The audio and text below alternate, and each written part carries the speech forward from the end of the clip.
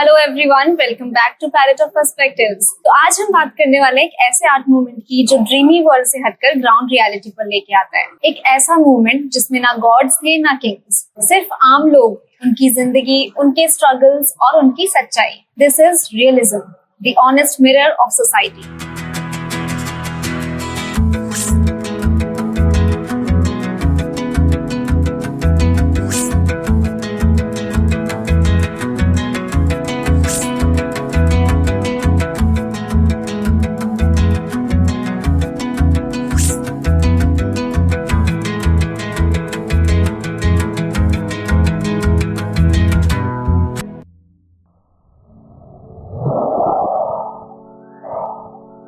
Realism का जन्म हुआ रफली around 1840s to 1880s France में। तो ये मूवमेंट एक रिएक्शन अगेंस्ट रोमांटिसिज्म।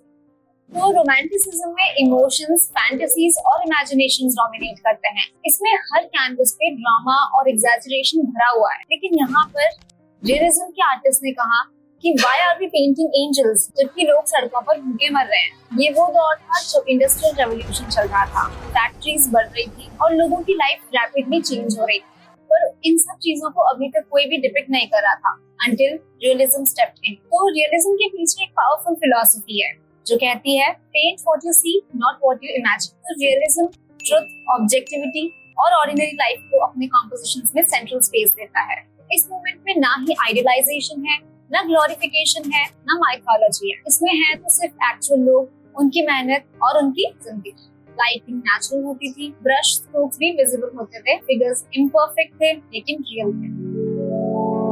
तो अब हम बात करते हैं रियलिज्म के कुछ आर्टिस्ट की। Firstly father of realism Gustave Courbet. Realism का टॉर्च लेकर सबसे पहले आगे आए Gustave Courbet, a French painter, जिन्होंने कहा I can not paint an angel because I have never seen one. वो बहुत ही पॉलिटिकल, बोल्ड और अनअपोलोजेटिक काम करते थे। उन्होंने अपनी पेंटिंग्स में बहुत ही एलीट सोसाइटी को नहीं बल्कि बहुत ही कॉमन लोग जैसे पेजेंट्स और वर्कर्स को अपने पेंटिंग्स में इमॉर्टल बनाया। One of his famous works the stone breakers, जो कि एक बहुत अच्छा एग्जांपल है। इस पेंटिंग में दो आदमी, एक बूढ़ा और एक जवान, जो कि स्टोन तोड़ते हुए दिखाए गए हैं। There is no drama, no myth, just physical hard labour.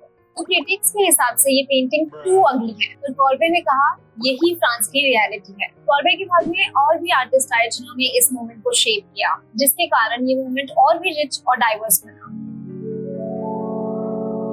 Gene François millet, उन्होंने भी अपने काम में रूरल लाइफ और रियलिटी को डिपिक्ट किया। इनकी एक बहुत ही फेमस पेंटिंग द ग्लीनर्स, जिसमें तीन औरतों को दिखाया है क्लीनिंग करते हुए। Cleaning which is a process of farming. Millet का आर्ट पोएटिक था पर ग्राउंडेड था, उसमें डिग्निटी इन लेबर। इन्होंने सटायर और सोशल कमेंट्री के थ्रू पॉलिटिक्स, अर्बन लाइफ और करप्शन को कैप्चर किया। उनके ड्राइंग्स और कैरिकेचर्स ने पॉलिटिशियंस का बहुत बुरा हाल कर दिया था। उन्होंने कॉमन मैन को वॉइस दी। तो आप सोच रहे होंगे कि रियलिज्म को सोसाइटी ने एक्सेप्ट किया। Well, not immediately. Elite class को इस मूवमेंट ने बहुत अनकंफर्टेबल किया, क्योंकि जब तक पेंटिंग्स में गॉड्स, रॉयलिटी और फैंटेसीज थी तब तक सब ठीक था। पर जैसे ही उन्हीं के सर्वेंट पेंटिंग्स में दिखने लगे, रियलिस्ट पेंटर्स आर्ट गैलरी से रिजेक्ट होने लगे।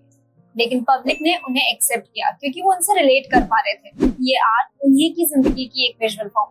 रियलिज्म का इन्फ्लुएंस हमें आज भी कई एस्पेक्ट्स में दिखाई देता है, जैसे cinema, photo journalism, street photography और इवन मॉडर्न सोशल डॉक्यूमेंट्रीज में। तो ये मूवमेंट आगे जाके एक फाउंडेशन बन गया इम्प्रेशनिज्म, पोस्ट इम्प्रेशनिज्म और कंटेम्पररी आर्ट के लिए, जहाँ पे रियल स्टोरीज मैटर करती है। रियलिज्म ने एक क्लियर मैसेज दिया, every life matters and every story deserve to be painted. तो फ्रेंड्स, ये था डीप डाइव इनटू रियलिज्म, एक ऐसा आर्ट मूवमेंट जो कि फैंटेसी से थक चुका था और सच्चाई दिखाना चाहता था। तो अगर आपको ये वीडियो पसंद आई है तो please like, comment and share. तो मिलते हैं अगले एपिसोड में, तब तक के लिए keep observing and keep creating.